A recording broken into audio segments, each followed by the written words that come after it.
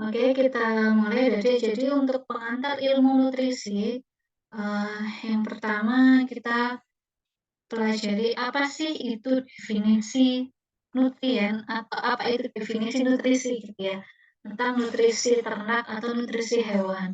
Jadi kalau di manusia kita katakan gizi pangan gitu, kandungan yang ada di dalam pangan, kalau di ternak istilahnya feed atau pakan gitu ya. Jadi apa kandungan-kandungan yang ada di dalam pakan gitu, bagaimana dia bekerja di dalam tubuh ternak dan sebagainya. Jadi, definisi nutrien itu apa sih? Atau pakan itu apa sih? Nah, jadi nutrien atau zat makanan adalah bahan yang setelah dimakan oleh ternak, kemudian dicerna dan diserap untuk digunakan oleh tubuh ternak. Atau definisi lain dari nutrien adalah komponen yang dapat dimakan atau kita biasa sebut istilahnya edible material. Karena biasanya di bahan-bahan pakan itu ada bagian yang edible atau bisa dimakan, ada juga bagian yang non edible atau tidak dapat dimakan. Jadi khusus untuk nutrien ini adalah bagian atau komponen yang edible material atau bisa dimakan. Misalnya ketika, apa namanya, pernah melihat ternak gitu ya, yang makan sampah atau sebagainya gitu. Terkadang di sampah itu ada meskipun ada bahan-bahan organik yang bisa dimakan, tapi ada juga kadang termakan itu plastik atau batu, kerikil, dan sebagainya gitu kadang. Nah itu tidak kita katakan sebagai pakan atau nutrien karena benda-benda tersebut tergolong sebagai bahan-bahan yang non edible, tidak bisa dimakan meskipun ikut termakan gitu ya, mungkin secara tidak sengaja karena tercampur gitu, tapi kita tidak mendefinisikan itu sebagai, pakan ternak atau nutrien. Nah, definisi nutrien sendiri adalah semua unsur atau senyawa kimia yang dapat digunakan untuk menunjang kebutuhan kalau di ternak, urutannya dari yang paling urgent adalah kebutuhan hidup pokok dulu. Lalu setelah hidup pokok tercukupi, bisa digunakan untuk pertumbuhan, laktasi, reproduksi, dan sebagainya. Itu adalah definisi dari nutrien. Jadi kalau kita bicara nutrien, itu kita masih bicaranya seputar senyawa kimianya, belum ke nutrisinya, belum masuk ke tubuh ternaknya. Masih kandungan kimianya di dalam pakan itu. Itu adalah kita bicara nutrien. Jadi kalau kemarin adik-adik sempat dikenalkan dengan proksimat, yang mana di dalam proksimat itu ada kadar air, ada abu, protein kasar, lemak kasar, serat kasar, itu kita masih bicara nutrien, kandungan kimianya. Analisa proksimat itu termasuk kita analisis kimia kan ya di laboratorium. Belum kita bicara di aspek nutrisinya. Lalu apa bedanya nutrien dengan nutrisi? Kalau nutrisi kita sudah bicara di aspek biologis ternaknya. Bagaimana ketika nutrien-nutrien ini masuk di dalam tubuh ternak? Bagaimana metabolismenya? Bagaimana penyerapannya? Bagaimana dia dengan sistem pencernaan itu diserap, kemudian digunakan oleh tubuh ternak untuk metabolisme hidupnya dan sebagainya, itu kita bicara nutrisi. Sedangkan kalau nutrien kita masih bicara komposisi kimianya. Itu perbedaan antara nutrien dan nutrisi. Jadi adik-adik nanti ketika mengatakan kualitas pakan, gitu ya, kalau masih hanya kualitasnya kita lihat dari proksimat, maka itu kita bicara kualitas nutrien. Tapi kalau kita sudah bicara ketika pakan itu diberikan ke ternak, oh performanya bagus, palatabilitasnya bagus, kemudian bisa meningkatkan bobot badan tinggi, oh fesesnya sedikit, dan sebagainya, itu kita sudah bisa bicara kualitas nutrisinya di dalam tubuh ternak. Itu perbedaan antara nutrien dan nutrisi. Nah, berikutnya ini ada macam-macam nutrien. Jadi ini sebetulnya sudah kita sampaikan, tapi tidak apa-apa kita review lagi. Ada 6 ya, macam-macam dari nutrien. Adik-adik sudah pernah disampaikan. Yang pertama adalah air. Jadi air itu juga nutrien, dibutuhkan oleh tubuh, bahkan sangat penting kebutuhannya. Kedua, ada protein. Nah, kalau kita bicara protein, adik-adik sudah harus langsung nyautnya ke asam amino. Karena apa? Apa sih definisi protein? Protein itu adalah rangkaian dari atau rantai panjang dari asam-asam amino yang berikatan satu sama lain. Jadi ikatannya namanya polipeptida. Asam amino itu ada banyak ya. Ada yang namanya asam amino metionin. Ada namanya asam amino itu lisin. Ada arginin, triptofan, kemudian valin, fenilalanin, ada banyak. Sayangnya ini belum saya sebutkan di sini, nanti mungkin perlu kita sampaikan. Jadi ada asam amino yang namanya asam amino esensial. Pernah mendengar mungkin ya istilah esensial? Kenapa dikatakan asam amino esensial? Jadi asam amino esensial adalah asam amino yang dibutuhkan oleh ternak dan harus disediakan di dalam pakan atau harus kita penuhi dari luar. Kenapa? Karena si ternak ini tidak bisa memproduksi asam amino itu di dalam tubuhnya. Sehingga kita katakan esensial. Kalau esensial berarti dia harus wajib ada di dalam pakan. Itu adalah asam amino esensial. Nanti ada beberapa macam asam amino esensial. Mungkin yang paling utama metionin dan lisin. Sehingga kenapa ketika adik-adik melakukan formulasi langsung atau melihat menghitung kebutuhan nutrisi ternak, salah satu yang dipersyaratkan adalah metionin dan lisin. Ini adalah asam amino esensial yang paling utama diunggas.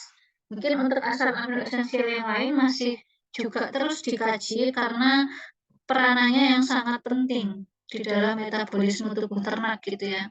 Jadi kalau protein yang kita lihat adalah kualitas asam aminonya. Bagaimana kita katakan protein itu kualitasnya baik? Suatu protein yang memiliki kualitas yang baik adalah yang memiliki asam amino yang seimbang. Jadi metionin, lisin, triptofan, valin, fenilalanin, dan lain sebagainya itu dalam jumlah yang tidak terlalu jauh berbeda. Jumlahnya hampir sama.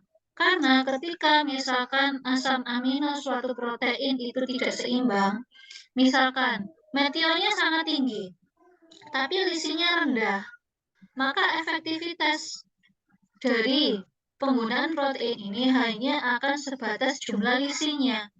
Metionin yang tinggi tadi tidak dapat dimanfaatkan karena lisinnya itu jumlahnya sedikit. Tapi kalau jumlahnya seimbang antara asam amino yang satu dengan yang lain, maka efisiensi penggunaan protein ini akan juga tinggi, akan baik. Nah, indikator kualitas protein, kalau kita bicara protein ya, biasanya kita katakan yang kualitas proteinnya 100% atau tinggi itu telur. Ada tahu telur? Nah, itu kualitas proteinnya paling tinggi karena dia asam aminonya seimbang. Jadi protein telur atau kita katakan secara umum general protein hewani. Protein hewani itu cenderung memiliki kualitas protein yang lebih baik dibandingkan protein nabati. Jadi protein asal hewani, kalau kita bicara makanan atau pangan, berarti seperti telur, susu, kemudian daging, itu kan sumber-sumber protein hewani. Kenapa kok protein hewani itu lebih mahal harganya daripada protein nabati? Kita bandingkan harga tempe berapa? Bandingkan sama harga telur, susu, daging gitu ya. Jauh lebih mahal. Karena memang kualitas gizinya yang jauh lebih tinggi. Protein hewani itu salah satu kedudukan produk peternakan di masyarakat. Jadi memang kualitas protein hewani itu lebih tinggi dibandingkan protein nabati. Itu juga pengaruhnya ke harga. Sedangkan kalau kita lihat di pakan, bahan pakan, nah itu kualitas protein hewani berarti seperti protein yang kita peroleh dari tepung ikan, dari meat bone meal, itu adalah protein-protein yang asalnya dari hewani. Sedangkan kalau yang dari nabati, itu adalah misalkan dari bungkil kedelai, itu contoh protein yang dari nabati. Seperti itu ya. Nah, jadi protein selain adik-adik melihat dari kadar protein kasarnya, kadarnya yang tinggi, itu belum cukup. Memang itu menjadi salah satu indikator, tapi lebih dalam lagi yang perlu diperhatikan adalah bagaimana kandungan asam aminonya. Nah, terus yang ketiga adalah karbohidrat. Karbohidrat itu merupakan kalau di ternak sumber energi yang utama. Jadi karbohidrat ini ada karbohidrat yang mudah dicerna dan ada karbohidrat yang sulit dicerna. Kalau di bahan-bahan pakan, biasanya karbohidrat yang mudah dicerna berarti kita peroleh dari golongan gula atau pati, ya. Itu karbohidrat yang mudah dicerna. Misalkan jagung itu sumber karbohidrat yang mudah dicerna. Kenapa? Kandungan jagung kan pati. Sedangkan kalau karbohidrat yang sulit dicerna, kalau di pakan ternak terutama kita langsung merujuknya ke serat kasar, kalau di Proximat ya. Jadi serat kasar itu juga merupakan salah satu jenis karbohidrat, tapi dia karbohidrat yang sulit dicerna. Kemudian ada lemak. Lemak ini adalah kalau kita bicara definisi atau susunan kimianya, dia terdiri dari asam lemak dan trigliserida. Fungsinya di pakan, dia bisa sebagai sumber energi juga selain karbohidrat dan dia bisa menyediakan 2,5 kali lipat energi dibandingkan karbohidrat. Jadi memang cara paling mudah menaikkan kandungan energi kalau di pakan kita tambahkan lemak. Dia kandungan energinya cukup besar. Kemudian ada terakhir adalah vitamin dan mineral. Vitamin dan mineral ini adalah nutrien mikro yang kebutuhannya sedikit, tapi fungsinya sangat penting. Jadi kalau vitamin dan mineral ini dia lebih ke zat pengatur tubuh gitu ya. Bagaimana supaya proses-proses metabolisme di dalam tubuh ini berjalan dengan lancar, berjalan dengan baik. Bagaimana supaya karbohidrat ini bisa dimetabolisme dengan baik? Kita perlu vitamin, kita perlu mineral. Karena meskipun masuk ke dalam tubuh, tapi kalau dia tidak bisa dimetabolisme dengan baik, ya zat manfaatnya bagi tubuh juga akan rendah gitu. Itu salah satu fungsi dari vitamin dan mineral. Misalkan di dalam tubuh karbohidrat itu melalui proses apa di metabolisnya? Melalui proses glikolisis. Nah, salah satu yang berperan untuk berjalannya proses glikolisis ini adalah dari vitamin dan juga mineral. Ini kemudian mengingatkan kembali tentang analisis Proxima, adik-adik sudah pernah kita sampaikan di kelas ya. Jadi dari mulai pakan itu kita kelompokkan menjadi air dan juga bahan kering. Di dalam bahan kering inilah terkandung banyak nutrien di dalamnya ya, selain air. Kalau kita pisahkan dulu bahan kering ini antara organik dan anorganik, maka yang anorganik itu adalah abu. Sedangkan yang bahan organik inilah di dalamnya terdapat protein, lemak, serat, dan juga BETN. Tadi kalau protein ya, dari bahan organik ini yang pertama ada protein kasar. Protein kasar ini karena namanya juga kasar ya, analisis proximatnya kita hanya menduga melalui kadar nitrogen, sehingga apa komponen-komponen yang terkandung di dalam protein kasar ada banyak. Bisa ada protein murni di dalamnya, ada juga amida, ada juga asam amino, ada juga peptida, ada purin, ada juga asam nukleat, dan lain-lain.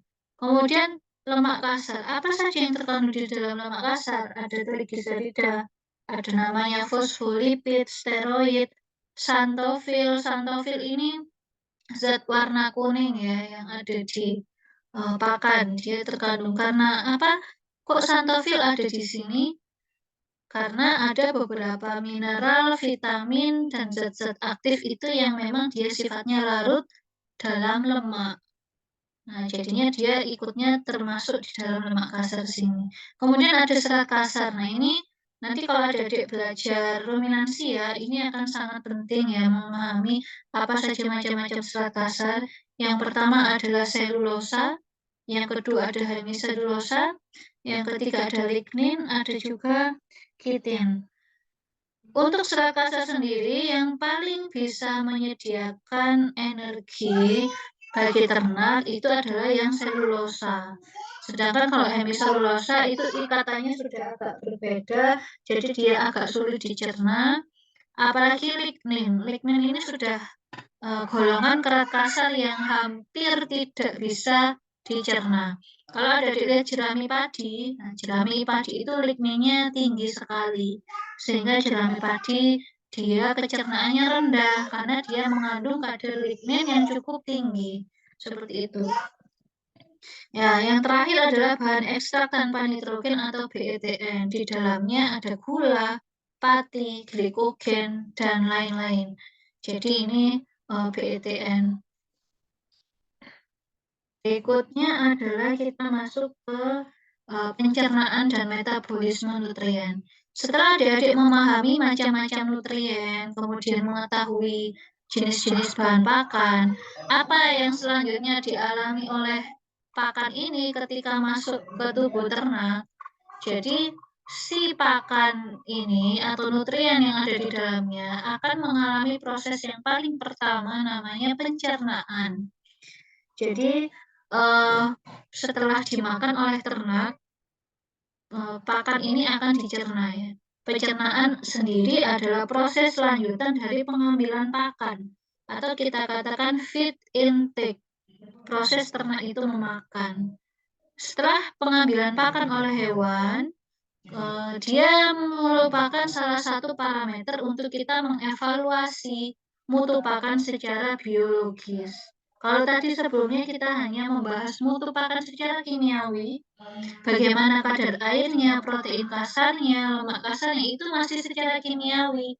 Tapi setelah makanan itu masuk ke tubuh ternak dan dicerna, kita kecernaannya baik, tinggi. Lebih banyak yang bagian yang dicerna daripada yang dikeluarkan menjadi feses. Kita katakan secara biologis kualitasnya baik. Jadi pencernaan ini adalah indikator atau parameter dalam kita mengevaluasi mutu pakan secara biologis. Nah, ini selain itu pencernaan juga merupakan bentuk persiapan sebelum dia diserap atau masuk ke proses penyerapan yang akan digunakan lebih lanjut oleh sel tubuh. Jadi makanan ini pertama dicerna terlebih dahulu. Kalau dia sudah bisa dicerna, dia akan diserap nutriennya oleh tubuh. Kalau sudah diserap masuk ke dalam darah, baru dia akan digunakan oleh tubuh ternak untuk kebutuhannya, untuk kebutuhan hidup pokok, untuk pertumbuhan, untuk laktasi, reproduksi, dan sebagainya. Jadi syarat pertama makanan ini harus bisa dicerna dulu. Kalau dia tidak bisa dicerna, dia kemana? Dia akan keluar menjadi feses.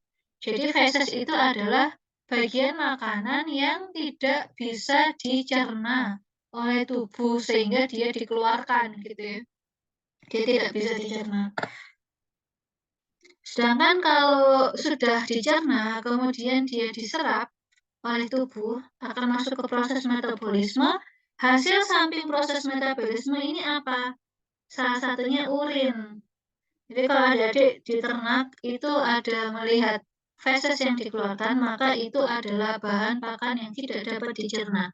Kalau urin itu adalah hasil samping dari metabolisme di dalam tubuh ternak. Kalau di unggas, nah ada yang mungkin sudah pernah memelihara unggas atau melihat unggas. Kalau adik lihat antara feses dan urin itu terpisah atau tidak kalau di unggas. Di ayam ya, mungkin kita lebih fokus ke ayam. Di ayam tidak ya, tidak terpisah.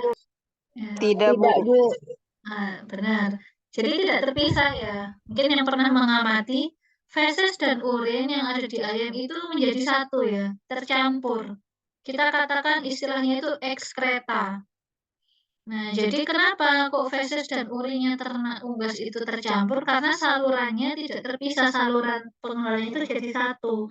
Beda kalau di sapi ruminansia, itu saluran antara jalan keluarnya feses dan jalan keluarnya urin itu berbeda. Jadi kita bisa mengukur atau menghitungnya mudah, berapa feses yang dikeluarkan, berapa urin yang dikeluarkan.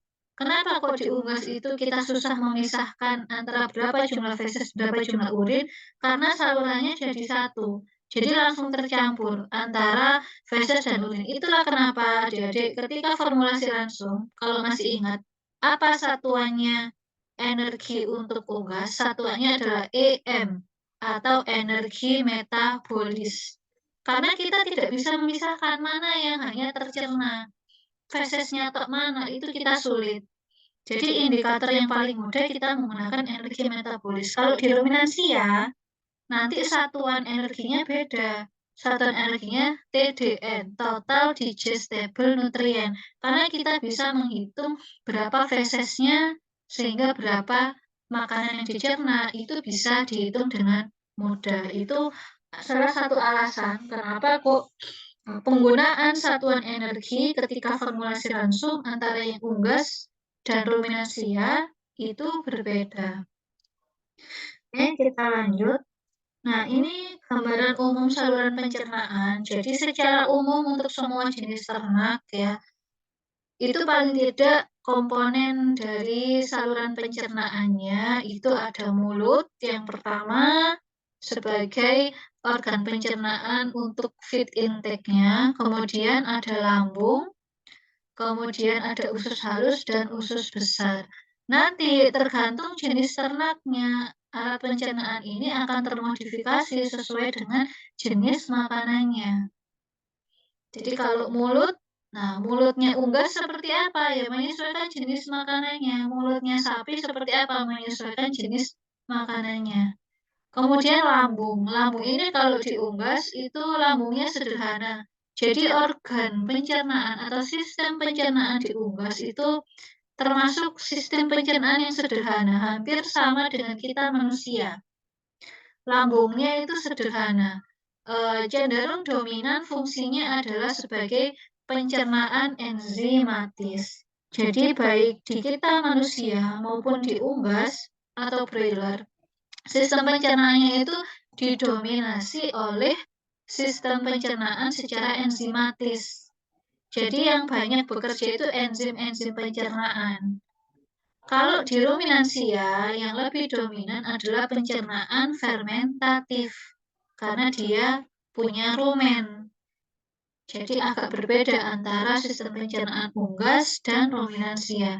Lalu dari lambung akan masuk ke usus halus. Apa fungsinya usus halus? Selain pencernaan, fungsi penting lainnya adalah dia sebagai penyerapan nutrien. Kalau tadi setelah mengalami proses pencernaan, kemudian nutrien-nutrien yang sudah dicerna ini akan diserap oleh vili-vili yang ada di usus halus.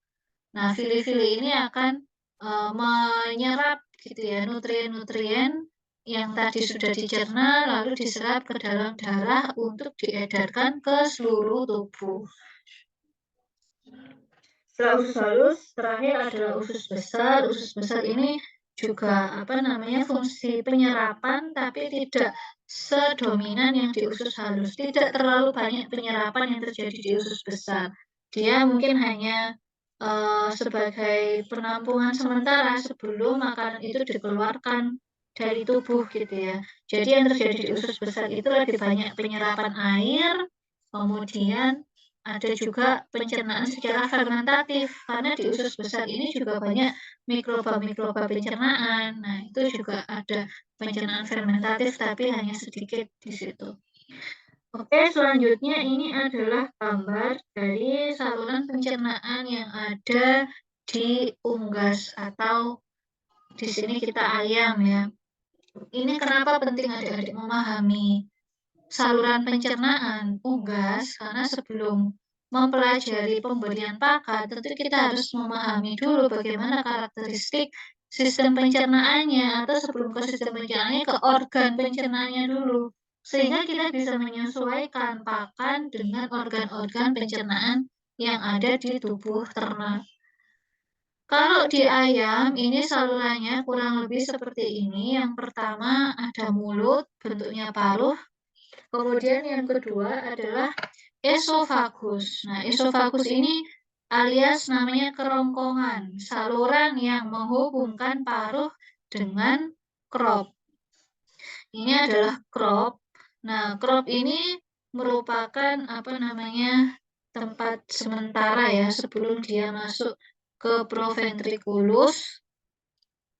Kemudian masuk ke proventriculus. Proventriculus ini atau kalau di ayam adalah lambungnya. Jadi enzim-enzim itu dikeluarkan dari sini, proventriculus. Kemudian ada gizzard, kalau adik-adik sering sebutnya rempela, ada gizzard di sini.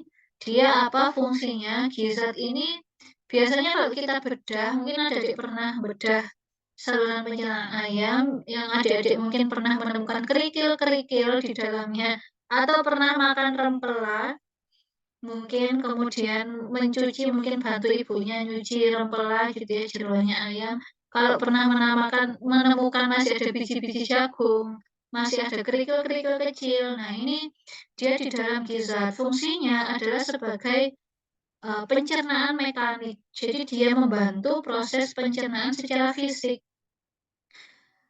Kenapa kok ayam bisa memakan biji-bijian? Karena dia memiliki salah satu organ pencernaan yang namanya gizzard. Di gizzard ini dia bisa menggiling bahan-bahan pakan yang keras atau bentuknya masih biji-bijian. Jadi kenapa kadang di sini ada kerikil, ada benda-benda yang masih bentuknya biji-bijian. Dia fungsinya untuk pencernaan mekanik. Selanjutnya ada apa namanya usus halus ya, usus halus atau duodenum. Ini adalah saluran pencernaan. Jadi di dalam usus halus ini banyak sekali terdapat fili-fili. Fili-fili itu apa? Kalau adik-adik lihat handuk gitu ya, yang ada apa namanya? Biasanya handuk itu kan ada bagian yang halusnya ya, yang untuk menyerap air. Nah, fili-fili itu tonjolan-tonjolan halus. Kenapa banyak fili-fili di duodenum? Fungsinya adalah untuk memperluas luas permukaan. Supaya kalau kita bayangkan duodenum itu halus, itu tidak ada fili-fili, tentu luas permukaannya akan sedikit. Tapi kalau banyak fili-fili atau tonjolan-tonjolan halus, maka luas permukaannya akan semakin banyak. Nah, ini untuk meningkatkan fungsi penyerapan nutrien. Nah, penyerapan nutrien nanti mungkin kita lebih dalam di mata kuliah nutrisi. Jadi adik kalau kita bicara karbohidrat tadi, apa yang diserap dari karbohidrat? Karbohidrat nutrien yang diserapnya adalah glukosa. Jadi senyawanya yang paling sederhana yang bisa diserap oleh tubuh adalah glukosa. Ketika karbohidrat ini tidak bisa dipecah menjadi glukosa, maka dia tidak akan bisa diserap oleh tubuh.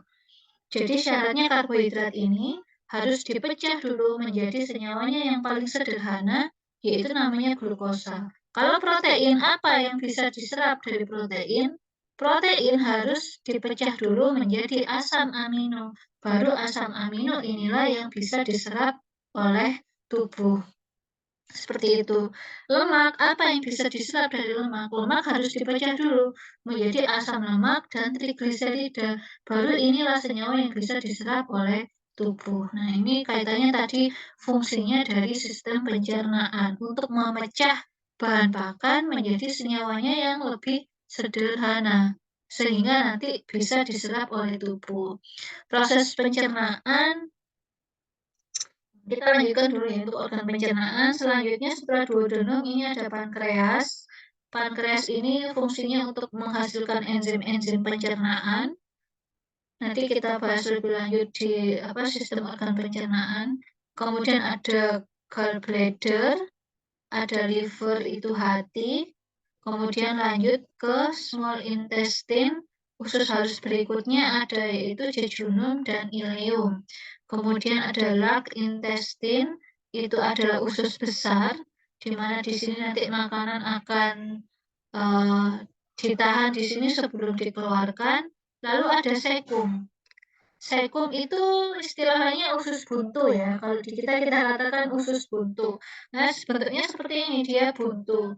Fungsinya tidak terlalu banyak sih ya, maksudnya tidak terlalu berperan penting karena dia hanya untuk pencernaan fermentatif, tapi itu pun hanya tidak sedikit bagian makanan saja yang terfermentasi di sekum. Sekum ini akan sangat besar fungsi atau peranannya itu kalau di ternak kuda atau ternak kelinci. Nah, itu sangat penting fungsinya sekum. Kenapa? Kalau kita lihat pencernaannya kuda atau kelinci, adik-adik perhatikan sekumnya, sekumnya itu akan sangat besar karena fungsi pencernaan fermentatif. Sehingga itulah yang menyebabkan kelinci ataupun kuda bisa memakan hijauan atau serat kasar, meskipun dia tidak punya rumen. Kalau sapi, kenapa bisa makan hijauan banyak? Karena dia punya rumen. Sedangkan kalau kuda sama kelinci, dia tidak punya rumen, tapi kenapa bisa memakan rumput dalam jumlah banyak? Karena dia punya sekum, sekumnya berkembang di sana. Terakhir adalah kloaka, ini adalah saluran untuk mengeluarkan feses dan urin. Jadi di ayam itu feses urinnya jadi satu salurannya melalui kloaka ini. Namanya campuran antara feses dan urin kita sebut ekskreta. Oke, berikutnya adalah ini gambaran umum saja ya untuk alat pencernaan sapi. Jadi menyesuaikan jenis ternaknya, alat pencernaannya pun akan berbeda. Kalau di sapi kita tidak terlalu bahas detail ya, ini gambaran umum. Intinya, secara umum sama, ada mulut, esofagus. Nah, kalau di ayam, urutan berikutnya adalah lambung. Ini di ternak ruminansia, dia lambungnya itu terdiri dari 4 kompartemen. Kita katakan rumen.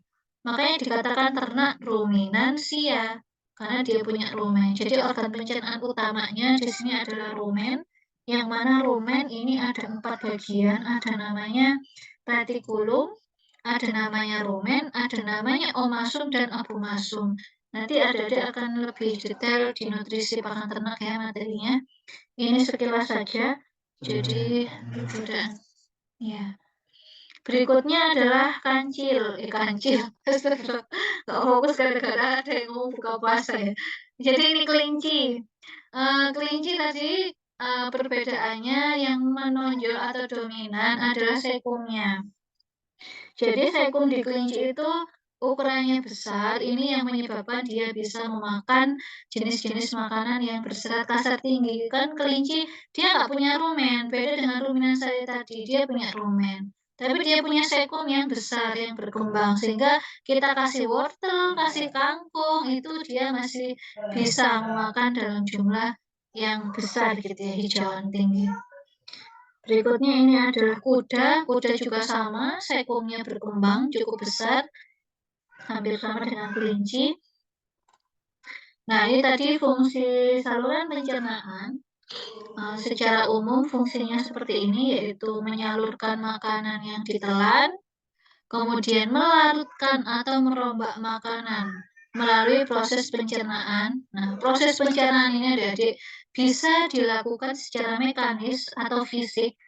Contohnya seperti tadi kalau di gizzard pada ayam, itu ada makanan dari yang bentuknya biji-bijian digiling gitu ya menjadi bentuk ukuran partikel yang lebih kecil, maka itu termasuk ke dalam pencernaan mekanis.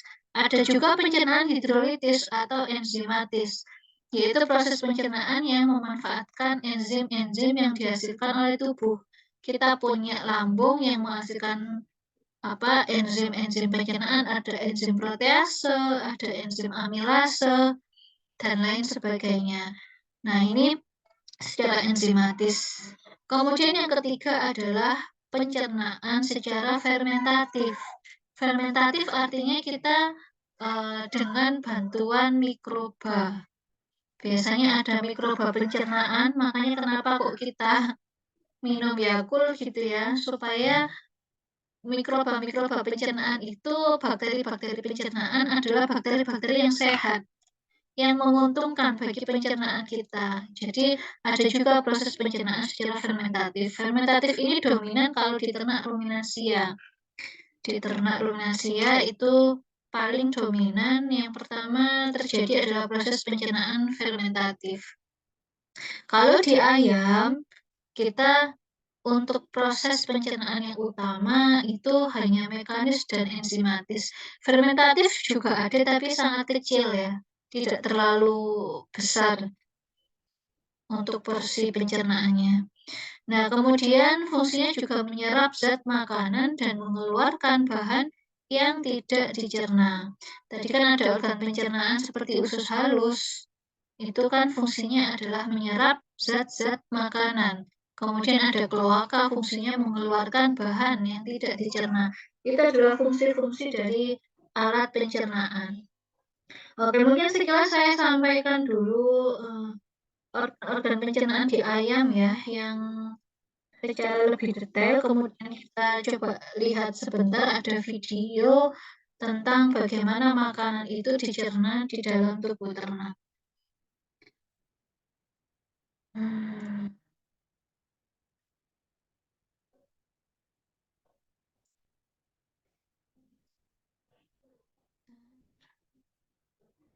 Saya share screen lagi. Apakah sudah terlihat share screen-nya, Dede? Siap. Sudah, Bu. Oke, sudah, kita lanjutkan. Tadi kaitannya dengan alat pencernaan. Kemudian apa saja alat-alat pencernaan di unggas? Tadi sudah ada sekilas gambarnya. Lalu bagaimana fungsi dari masing-masing bagian organ pencernaan di unggas? Kita coba bahas satu-satu. Yang pertama adalah mulut. Sebagaimana kita tahu, bentuk mulut yang ada di unggas bentuknya paruh karena menyesuaikan makanannya, yaitu berupa biji-bijian gitu ya. Jadi di paruh ini dia tidak mempunyai gigi, jadi dia tidak mengunyah ya kalau di unggas itu. Dia hanya punya lidah, yang mana lidah di unggas ini dia bungkul perasanya hanya sedikit, sekitar 25 sampai 300 buah, sehingga dia tidak peka terhadap rasa. Ini yang membedakan unggas dan ruminansia. Kalau ruminansia bungkul perasanya itu sampai 20.000, sangat banyak. Sehingga ruminansia itu peka terhadap rasa. Kemudian di mulut, apa yang terjadi di mulut itu dihasilkan yang namanya saliva atau air liur, sama di manusia juga adik menghasilkan air liur. Ketika mengunyah akan menghasilkan air liur. Air liur ini apa kandungannya? Dia mengandung enzim amilase. Enzim amilase adalah enzim yang memecah ikatan dari glukosa yang mencerna pati dipecah menjadi glukosa. Itu adalah enzim amilase, enzim yang memecah amilum atau amilosa menjadi senyawa yang lebih sederhana yaitu glukosa. Makanya kalau kita makan, mungkin dulu ada yang pernah praktikum biologi, ketika kita antara nasi yang masih panas tidak dikunyah gitu ya, nasi utuh, antara nasi utuh dengan nasi yang sudah kita kunyah, gitu ya, mungkin sudah kita kunyah, sudah tercampur dengan enzim amilase, kemudian kita keluarkan lagi ya, diuji. Diuji antara nasi yang masih utuh dengan nasi yang sudah kita kunyah. Kemudian diukur mana yang memiliki kandungan glukosa lebih tinggi. Maka nasi yang sudah dikunyah ini glukosanya akan lebih tinggi karena dia sudah dipecah amilum amilosanya. Dipecah oleh apa? Oleh air liur, yang mana air liur kita itu mengandung enzim amilase. Sedangkan nasi yang masih utuh itu dia masih bentuknya amilosa atau amilum, belum menjadi glukosa, belum dipecah ikatannya. Itu fungsinya air liur atau saliva, dia menghasilkan enzim amilase. Kemudian esofagus yaitu saluran yang menghubungkan mulut dengan crop atau tembolok. Dan juga dari crop ke ventriculus. Ventriculus itu adalah lambung sejatinya unggas. Hanya menghubungkan saja ya, sifatnya saluran. Yang ketiga adalah crop atau tembolok. Nah, crop ini merupakan pembesaran dari saluran esofagus yang mana dia sebagai gudang penyimpanan sementara. Jadi makanan ini tertambat di crop kurang lebih selama 12 jam. Selama 12 jam, di dalam crop itu akan disekresikan. Sekresikan itu maksudnya dikeluarkan ya, dikeluarkan atau dihasilkan lendir untuk membasahi makanan, tetapi tidak disekresikan enzim. Jadi di dalam klub ini makanan dibasahi selama 12 jam supaya dia teksturnya lebih lunak. Sehingga nanti ketika masuk ke organ pencernaan berikutnya, dia lebih mudah untuk dicerna. Nah, ini fungsinya crop atau tembolok, tidak terjadi penyerapan di sana, hanya makanan tersimpan di sana 12 jam lalu dikeluarkan lendir untuk dibasahi makanannya, sehingga teksturnya nanti lebih lunak. Oke, berikutnya adalah setelah crop ada proventriculus atau perut atau lambungnya. Biasanya kalau kita sebut lambung berarti dia di situ yang menghasilkan enzim-enzim pencernaan. Jadi, proventriculus adalah pembesaran esofagus setelah crop. Di sana terjadi sekresi lendir, jadi dihasilkan lendir dan juga getah lambung yang mengandung pepsin dan HCl. Pepsin dan HCl inilah dia yang berperan untuk pencernaan secara enzimatis. Jadi tidak lama di dalam proventriculus ini karena ukurannya juga kecil, gitu ya, ukurannya kecil. Kemudian berikutnya ada gizzard. Gizzard atau ventriculus atau biasa kita sebut rempela. Ini organnya paling besar. Dia letaknya di belakang proventriculus. Untuk susunan organnya atau physically organnya dia berdinding tebal, sangat tebal dindingnya itu, tapi dia tidak menghasilkan enzim. Jadi kondisinya kering, tidak memungkinkan terjadinya aktivitas enzim. Biasa banyak kita temukan batu-batuan atau kerikil, yang mana kerikil atau batu-batuan ini fungsinya membantu pencernaan secara mekanis, menggiling ya. Jadi kalau pencernaan mekanis itu kita hanya merubah ukuran partikel, yang awalnya ukuran partikelnya itu besar, dicerna secara fisik atau mekanis sehingga menghasilkan ukuran partikel yang lebih kecil, sudah.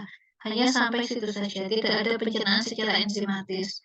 Hanya memperkecil ukuran partikel. Lalu berikutnya ada usus halus. Usus halus ini letaknya langsung setelah gizzard. Jadi dia merupakan tempat bermuaranya getah pankreas dan semua enzim pencernaan, zat makanan, serta getah empudu yang dihasilkan oleh hati. Makanya karena di sini bermuara berbagai macam enzim pencernaan, disitulah fungsi penyerapan terjadi. Karena setelah dicerna, nutrien-nutrien yang merupakan ukuran partikel besar gitu ya, dicerna secara enzimatis, sehingga menjadi potongan yang lebih sederhana, senyawa yang paling sederhana, baru di situ dia bisa diserap. Di sini diserapnya di usus halus. Memiliki fili-fili atau tonjolan halus untuk memperluas permukaan, sehingga penyerapan dapat berjalan secara efisien dan cepat. Itu fungsinya usus halus. Nah, kemudian ini usus besar. Di usus besar itu masih terjadi penyerapan, tapi dalam jumlah yang terbatas, tidak sebanyak penyerapan yang di usus halus. Kalau di usus besar ini lebih ke penyerapan air, yang mana sehingga nanti sebelum keluar menjadi feses gitu ya, biasanya dia sudah dalam kondisi yang lebih padat gitu, karena ada penyerapan air. Kemudian ada seka.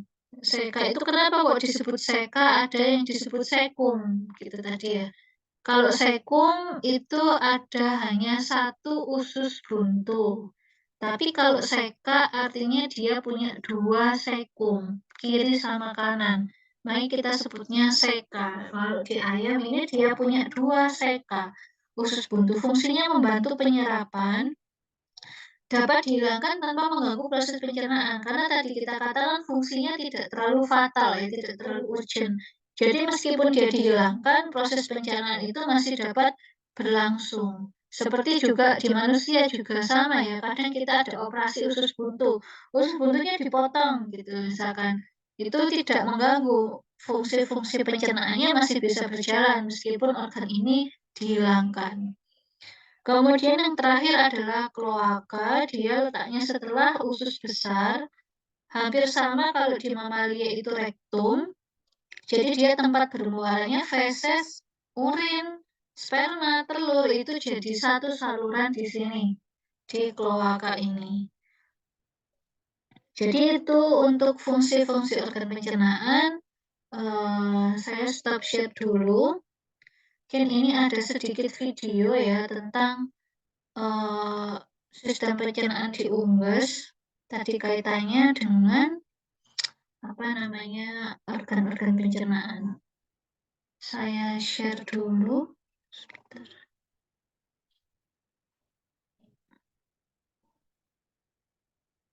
Mana ya nih?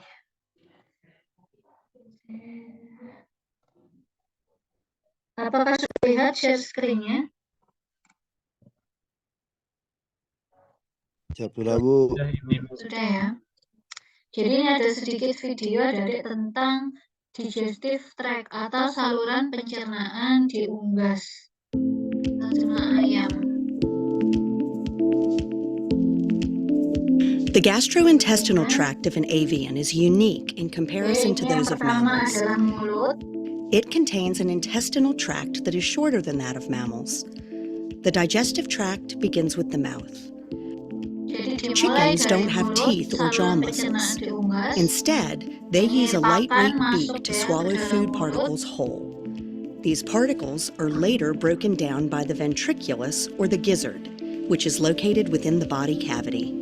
The upper beak is covered in hard keratin. Pertama kali makanan itu masuk ke dalam mulut. Next is the tongue, which is used for collecting, moving, and swallowing food.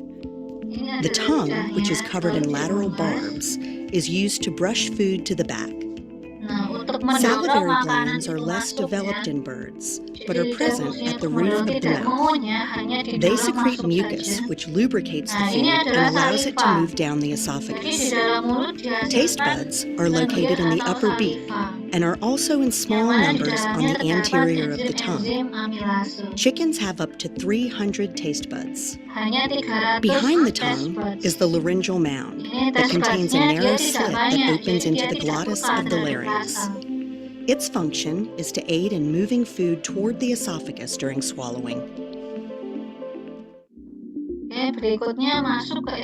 The esophagus of a chicken is a thin-walled, expansive tube that transports food from the mouth of the pharynx to the stomach.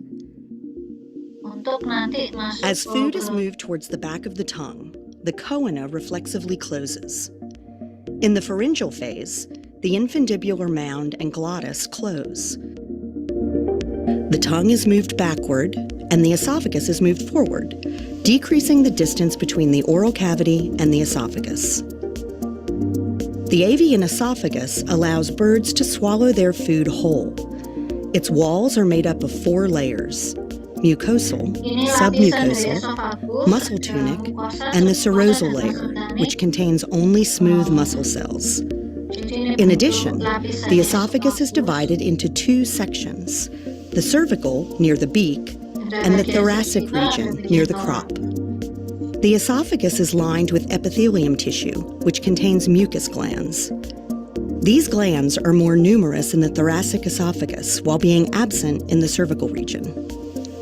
Food is moved through the esophagus via the excitement of the myenteric plexus nerve rather than the muscles. In the chicken digestive system, the crop is an extension of the esophagus. It's a thin-walled pouch at the base of the thoracic section of the esophagus. The walls and lining of the crop are made up of the same 4 layers as the esophagus: the mucosal, submucosal, muscle tunic, and the serosal layer. The main function of the crop is to hold food in storage until it can be released to the stomach or the proventriculus. The crop fills only after the proventriculus is full. Food can remain in the crop for up to 12 hours until it is transferred via peristaltic action. No actual digestion takes place in the crop, as there are no digestive chemicals secreted there to begin the process. However, softening and swelling of the feed will occur during the storage time. This can lead to a condition called sour crop, where the contents of the crop ferment and a bacterial yeast infection can occur. After the food leaves the crop via peristaltic action, it moves into the proventriculus. Also known as the true stomach, the proventriculus is where actual digestion begins. The walls of the proventriculus are thick and composed of 5 layers. A muscle layer, itself composed of 3 individual layers, a thick layer of glandular tissue, and the inner mucous membrane layer. The glandular tissue produces secretions which begin the process of digestion. These secretions include hydrochloric acid, which lowers the pH of the digestive system and food mixture, the enzyme pepsin, which helps break down protein, and the hormone gastrin, which stimulates gastric and pancreatic juice production. The acid and digestive enzymes in the proventriculus break down food more significantly than the enzymes secreted by the salivary glands. But at this point, the food has not yet been ground, only softened before it moves to the gizzard. The gizzard, or ventriculus, is the muscular stomach where the grinding of food takes place. After being softened by the proventriculus, food moves into the gizzard. It's a round organ with 2 lobes, one larger than the other. Each surface of the gizzard is covered by a shiny layer of tendinous tissue, which is thicker at the center and thinner out by the edges. Under this outer layer are located very powerful masses of red muscle. The inner surface is lined with a creamy-colored, thick, horny tissue raised in ridges. This surface acts as the bird's teeth and is made up of a strong keratinized material called koilin that is able to withstand the potentially damaging effects of the hydrochloric acid and pepsin coming from the proventriculus and the muscular action of grinding food. As the koilin wears down from the grinding action, glands in the gizzard produce more koilin that passes to the surface where it hardens to replace the worn tissue.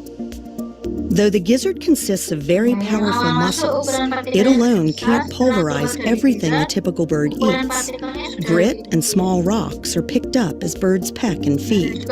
This mineral matter accumulates in the gizzard, and the particles help pulverize the seeds and grain. Once the food is ground, it passes into the small intestine. Feed passes from the gizzard into the small intestine, where digestion and absorption occur. The small intestine of a mature chicken is more than 4.5 feet in length and has 3 distinct areas: the duodenum, or the duodenal loop, where the pancreas lies in the center, the jejunum, and the ileum. Collectively, the jejunum and ileum are called the lower small intestine. As food leaves the gizzard and enters the duodenum, hormones are released which signal the pancreas to release digestive hormones and bicarbonate. This acts to dilute the hydrochloric acid from the proventriculus. The enzymes trypsin and chymotrypsin digest proteins. Amylase breaks down carbohydrates, and lipase breaks down fat. Insulin and glucagon, hormones that maintain blood glucose, are also produced in the pancreas. All these combine with bile from the gallbladder in the common bile duct to continue the digestive process. The saturated and ground up food mixture known as chyme moves through the jejunum and then through the nearly 4 feet of ileum, where most of the released nutrients are absorbed. Inside the small intestine, villi, flexible finger-like protrusions, line the inner wall, providing needed surface area for adequate absorption of nutrients like glucose, calcium, and vitamin B12, and remaining products of digestion not absorbed elsewhere. The large intestine, at 4 inches in length, is actually shorter than the small intestine. It runs in a nearly straight line below the vertebra and ends at the cloaca. Sometimes this section is referred to as the colon. The last of water reabsorption occurs in this organ, creating and storing undigested waste material that is eventually excreted through the cloaca. The ceca are 2 blind pouches located where the small and large intestines join. Some of the water Sekum ya, remaining in the jadi digested sekumnya itu material is yang itu reabsorbed ada here. kanan dan di kiri Additionally, disebut any seka. remaining coarse materials are broken down in the ceca through fermentation. Proses During this fermentasi fermentation terjadi process, di sini. the bacteria Jadi in the ada ceca produce mikroba, several fatty bakteri yang acids, membantu as well as the proses 8 B pencernaan. vitamins, thiamine, riboflavin, niacin, pantothenic acid, pyridoxine, biotin, folic acid, and vitamin Jadi B12. masih terjadi penyerapan Because di the sini, ceca are tapi located tidak so banyak close to the ya. end of the digestive tract, Tidak however, sebanyak yang di few of those usus halus. produced nutrients are absorbed and available to the chicken. Nah, yang terakhir The large ini intestine adalah connects to the kloaka, front teman part of the cloaca. dikeluarkannya feses dan This organ urin. is a flexible cavity Hanya that ada represents satu the saluran junction saja, of the semuanya digestive keluarnya and lewat urinary sini. tracts.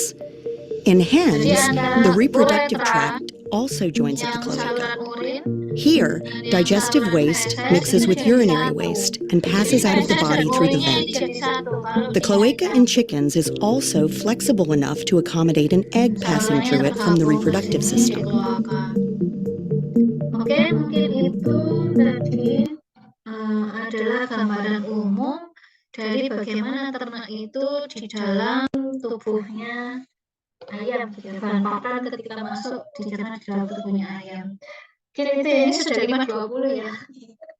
Mau siap-siap buka puasa, jadi sambil ngabuburit. Silakan apa ada yang mau ditanyakan dari apa yang mau disampaikan tadi, silakan kalau ada yang mau bertanya. Siap, izin bertanya, Bu. Ya, silakan siapa? Siapa yang mau bertanya? Eka Purnama dan Aji Wahyu. Oke, silakan Eka dulu. Silakan Eka. Oke, terima kasih, Bu. Jadi pertanyaan tadi kan kelinci sama kuda itu kan aktifnya di dalamnya, sehingga dia bisa mencerna rumput ya, Bu ya. Nah, saya pernah baca kelinci itu fesesnya itu dimakan lagi setelah melalui kayak rumput itu nggak sampai keluar. Nah, itu keluar dulu lalu dimakan lagi supaya bisa dicerna. Apakah kuda itu melakukan hal yang sama, Bu? Terima kasih. Ya. Oke, terima kasih pertanyaannya Eka. Jadi kalau di kelinci memang itu ya ada sifatnya dia yang memakan kembali fesesnya. Karena memang di dalam fesesnya itu pencernaannya masih belum, karena proses pencernaannya belum terlalu optimal, jadi di fesesnya itu masih ada nutrien-nutrien yang terdapat di dalamnya. Jadi dia memakan lagi untuk memaksimalkan proses pencernaannya. Sama kalau di sapi, kalau adik-adik lihat biasanya dia memamah biak, tapi dia tidak sampai keluar ke tubuh ternak. Biasanya makanan itu setelah dikunyah masuk ke lambung. Setelah masuk ke lambung ada bolus-bolus makanan yang dia dikeluarkan lagi ke mulut, sehingga dia ngunyah lagi. Soalnya kalau kita lihat dari luar, makanan sapinya nggak makan kok, nggak masukkan makanan ke mulutnya, tapi kok dia ngunyah terus memamah biak karena dia mengembalikan makanan dari lambung ke mulutnya lagi. Kalau kelinci dikeluarkan dulu, baru dikunyah lagi, gitu. Itu memang benar. Kalau untuk kuda, sepertinya kok saya belum pernah mendengar ya, mungkin saya yang kurang membaca atau seperti apa, mohon maaf. Tapi kalau kuda secara sistem pencernaan, dia sama-sama menggunakan sekum sebagai organ pencernaannya yang utama. Jadi secara alat saluran pencernaannya sama-sama sekum yang dominan sama dengan kelinci. Cuman untuk sifat alamiah ternaknya, saya kok belum menjumpai ya, sepertinya kalau kuda itu memakan kembali fesesnya. Kalau kelinci iya, tapi kalau kuda sepertinya entah saya yang belum tahu atau memang tidak melakukan itu. Mungkin nanti saya akan cari tahu dulu ya, Eka. Mohon maaf, tapi secara alat pencernaannya hampir sama dengan kelinci. Makanya kuda dan kelinci itu kita sebut sebagai ternak pseudoruminansia atau ternak ruminansia semu. Artinya dia seolah-olah seperti ternak ruminansia, bisa memakan hijauan serat kasar dalam jumlah besar, tapi itu semu karena dia tidak punya rumen. Yang bekerja adalah sekumnya gitu. Mungkin gitu ya Eka, mohon maaf kalau saya belum bisa memberikan jawaban yang clear gitu ya. Tapi secara alat pencernaan seperti itu. Begitu ya Eka. Tadi Eka yang bertanya ya. Mudah-mudahan bisa diterima. Iya, tadi Eka ya terakhir. Oke, mungkin yang kedua ada Aji Wahyu Pamungkas. Silakan, Mohon Aji. izin bertanya, Bu. Iya. Untuk di daerah saya banyak terdapat limbah yang bernama onggok, Bu, ampas ubi, Ampas singkong. Dari singkong ampas ya. singkong. Nah, itu kan banyak mengandung TDN, Bu, tapi sangat minim dengan namanya protein, Bu. Kan dalam usaha ternak kalau pembuatan daging atau pembuatan otot itu harus dibanyakkan dengan protein, Bu. Ya. Dan ada salah satu sumber yang saya baca ada urea yang bisa mengubah jadi protein, Bu. Bagaimana Ya, cara betul. urea itu mekanismenya urea bisa menjadi protein, Bu? Oke. Terima kasih pertanyaannya, Aji Wahyu. Asalnya dari mana? Ya, Daerahnya dari apa? Bangka Belitung, Bu. Oh, Bangka Belitung banyak onggok ya berarti di sana ya? Banyak ampas Ya, singkong. banyak, Bu. Sentral ubi kasesa, Bu. Oh, sandal ubi di sana ya? Iya, ya. Oke, terima kasih pertanyaan Aji Wahyu. Tadi benar sekali, kalau onggok itu merupakan salah satu bahan pakan juga sumber energi. Karena dia hasil samping dari singkong. Singkong sendiri kan kita tahu karbohidratnya tinggi ya. Karbohidratnya tinggi. Kalau singkong lebih ke amilumnya ya yang cukup tinggi sehingga dia agak kental, kekentalannya tinggi kalau masuk ke tubuh ternak. Lah onggok ini hasil sampingnya dari singkong. Karena dia proteinnya rendah dan secara serat kasar juga masih agak tinggi gitu ya Aji. Jadi onggok ini mungkin lebih banyak digunakan untuk bahan pakan ruminansia. Jadi proporsinya kalau digunakan untuk ternak ruminansia itu cukup besar. Tapi kalau ke ternak unggas mungkin masih bisa digunakan tapi tidak dalam jumlah yang banyak. Ada batasan penggunaannya. Mungkin pas kemarin kita belajar formulasi langsung, ada batasan penggunaan kalau kita lihat dari aspek nutrisi. Jadi kalau di ternak unggas tidak bisa dipakai terlalu banyak, tapi kita bisa memanfaatkan onggok ini untuk pakan ternak ruminansia. Mungkin bisa proporsinya, bisa komposisinya bisa lebih banyak. Kemudian terkait dengan urea. Nah, urea itu adalah nitrogen non-protein. Artinya urea ini secara kimiawi dia mengandung nitrogen. Yang mana nitrogen merupakan unsur penyusun protein, begitu ya. Kita tidak bisa menggunakan urea sebagai sumber protein untuk unggas, tapi kita bisa menggunakan urea sebagai sumber protein untuk ternak ruminansia. Kenapa prosesnya bagaimana? Tadi sempat kita singgung kalau di ruminansia itu dominan pencernaannya adalah di rumen. Yang mana rumen ini mengandung mikroba rumen. Nah, mikroba rumen ini ternyata dia membutuhkan nitrogen untuk menyusun sel-sel tubuhnya. Ada yang namanya bakteri, ada namanya protozoa, ada namanya fungi. Itu adalah mikroba-mikroba yang ada di dalam rumen. Nah, mereka ini butuh nitrogen untuk menyusun sel-sel tubuhnya yang mana nitrogennya bisa diambil dari non-protein nitrogen atau salah satunya urea tadi. Kalau di unggas kan tidak punya mikroba. Nah, tadi dari urea dimakan oleh ternak sapi yang memanfaatkan itu mikroba rumen. Jadi menyusun tubuh-tubuh selnya nanti kalau si mikroba rumennya ini mati, pasti dia kan ada masa hidupnya ya di dalam rumen.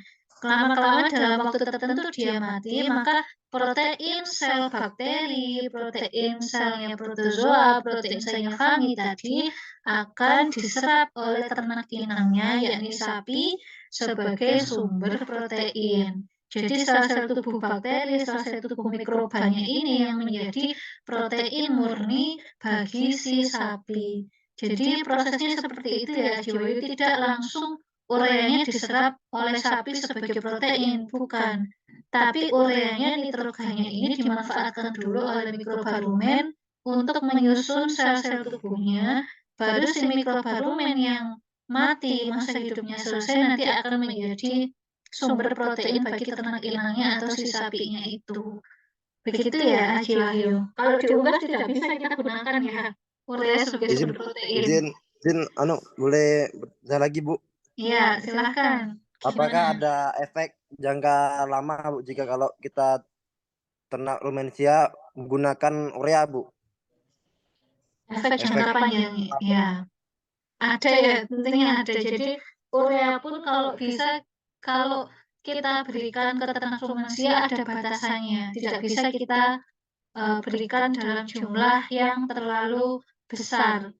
Ada batasannya mungkin maksimal 5% atau berapa kalau tidak salah, tapi ada hasil penelitian yang memang kalau memang urea ini diberikan terlalu banyak, itu justru akan memberikan efek toksik atau efek negatif bagi ternak si sapinya.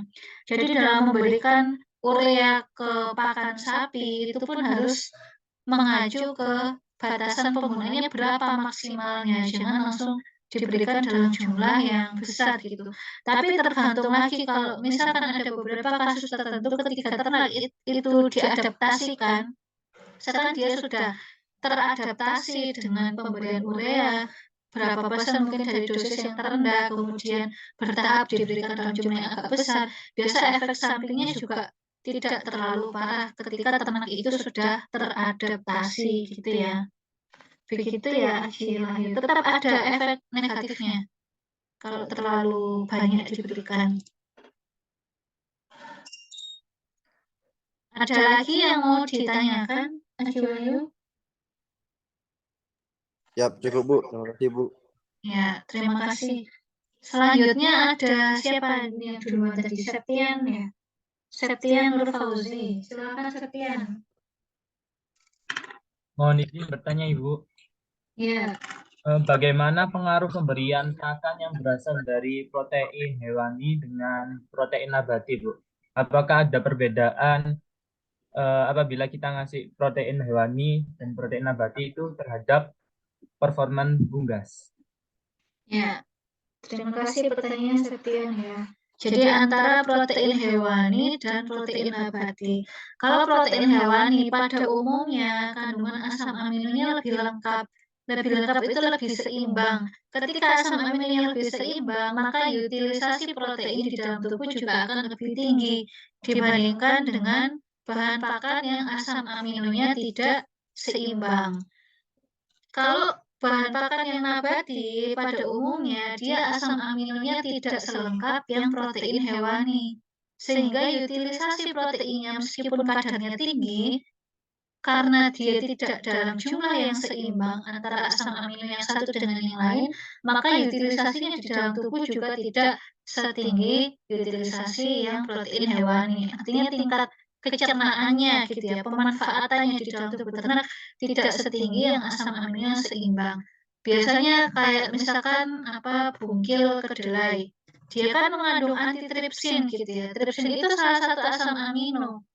Gimana caranya untuk meningkatkan utilisasi protein di bungkil kedelai? Kita tambahkan enzim tripsinase. Biasanya caranya untuk meningkatkannya itu kita tambahkan enzim-enzim untuk mencerna atau mengatasi batasan-batasan penggunaan yang ada di bahan pakan nabati tadi. Gitu ya Septian ya. Caranya bisa ditambahkan dengan enzim-enzim sesuai yang karakteristik bahan pakannya tadi, dia lemahnya di mana, mengandung apa gitu. Baru kita tambahkan yang sesuai. Gitu Septian? Berarti untuk yang protein hewani ini lebih baik daripada protein nabati, Bu? Untuk Secara umum, dijadikan pakannya. iya. Secara umum iya. Tapi silakan dilihat lagi asam aminonya. Biasanya ini untuk mengukur kualitas protein dari kandungan asam aminonya biasa ada rumus yang kita gunakan. Indikatornya biasa kita gunakan EAAI atau singkatannya Essential Asam Amino Index. Semakin tinggi nilai EAAI-nya berarti utilisasi proteinnya berdasarkan asam aminonya itu lebih tinggi. Nanti mungkin bisa dipelajari ya. Kalau ada kesempatan mungkin bisa kita pelajari. Jadi asam amino yang ada di bahan pakan itu kita bandingkan dengan kadar asam amino yang di telur, karena telur itu merupakan standar protein 100%. Jadi kita bandingkan nanti minusnya yang defisien itu yang mana. Jadi bahan pakan ini yang kurang asam amino apa. Maka itulah yang menjadi tingkatan pemanfaatan dia di tubuh ternak. Patokannya di asam amino yang kandungannya paling defisien atau paling sedikit. Gitu ya, Septian. Baik, Bu. Terima kasih. Ya. Berikutnya Sri Winda, silakan.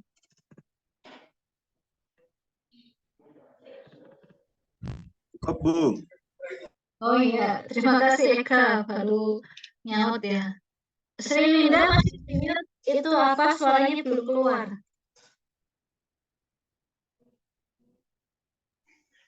Mohon izin bertanya, Ibu. Ya, silakan.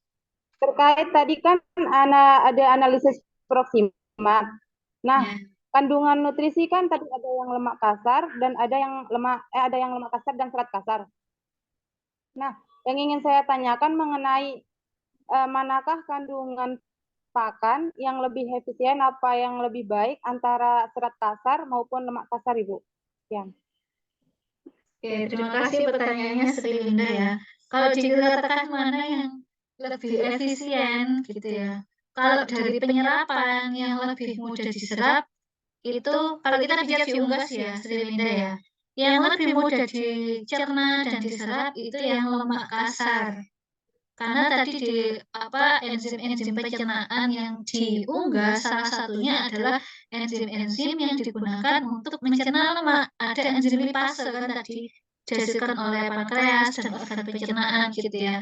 Sehingga karena unggas atau ayam bisa menghasilkan enzim lipase, dia mudah dicerna atau bisa dicerna oleh unggas. Sedangkan serat kasar itu apa yang enzim memecahnya, yaitu enzim selulase, enzim untuk mencerna serat kasar. Unggas tidak menghasilkan enzim ini.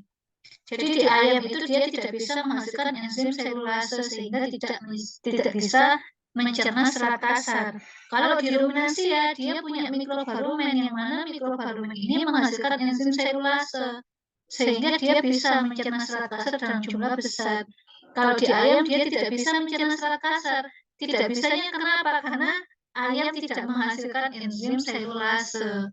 Jadi tidak punya enzim yang memecahnya. Jadi tidak bisa dicerna, tidak bisa diserap nutrien yang terkandung di dalamnya. Itu kenapa kok serat kasar ini menjadi batasan penggunaan bahan pakan di ayam. Karena kalau serat kasarnya terlalu tinggi, dia justru akan menghambat proses pencernaan, menghalangi proses pencernaan nutrien yang lain gitu ya. Gitu ya, Sri Winda ya.